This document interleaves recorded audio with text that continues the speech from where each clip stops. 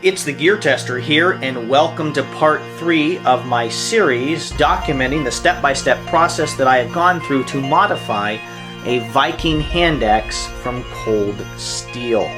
The next thing that I need to do in the process of modifying my cold steel Viking hand axe is to fix the handle. You can see here that the head of the axe actually was pressed onto this handle and it created a little shelf or ledge here.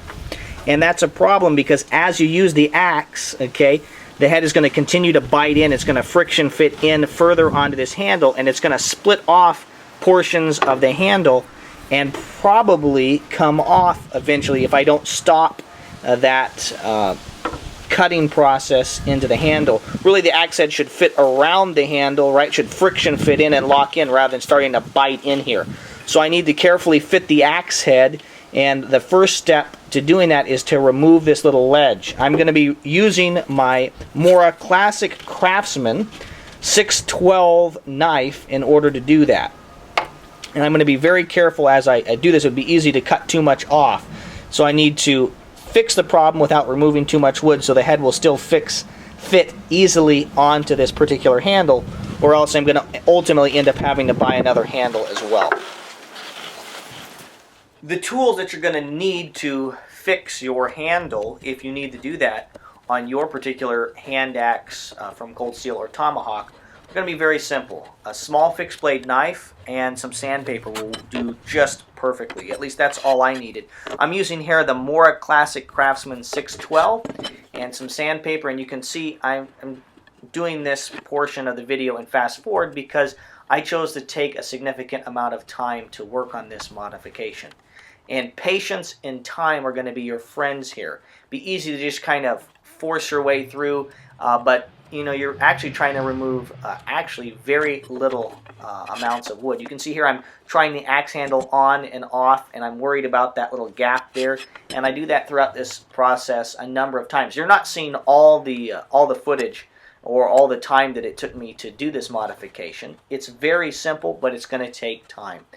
And be patient, because you can really, one strong movement with the knife can really, in essence, alter your handle in a way that will make it unusable if you remove too much of it there. But it's just a time-consuming process. I think this overall, the whole time that I used to modify this Viking hand axe, the handle portion of it, was probably about 15 minutes. So we're not talking hours of time, but we're just talking about being careful and consistent as you work on it. Once you're done working or removing material, you're going to want to make sure that the head actually fits. You can see I'm driving the head on here by turning the axe head upside down and then just striking it and allowing the head to kind of friction fit there.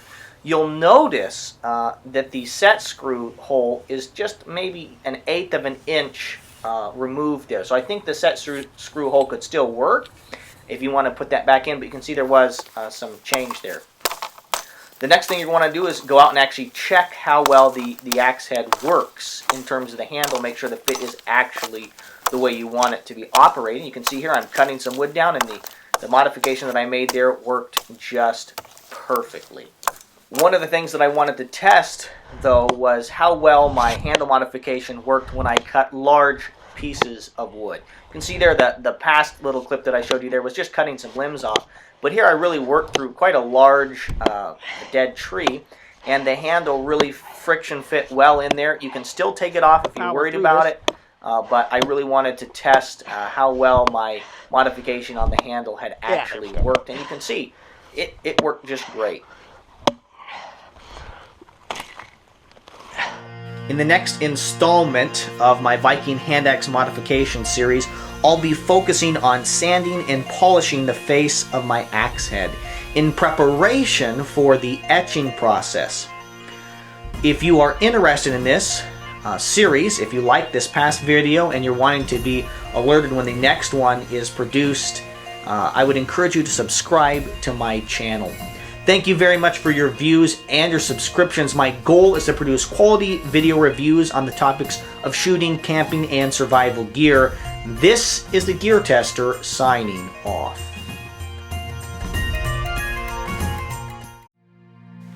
It's the Gear Tester here, and welcome to part 3 of my series documenting the step-by-step process that I have gone through to modify a Viking hand axe from cold steel. The next thing that I need to do in the process of modifying my cold steel Viking hand axe is to fix the handle. You can see here that the head of the axe actually was pressed onto this handle and it created a little shelf or ledge here. And that's a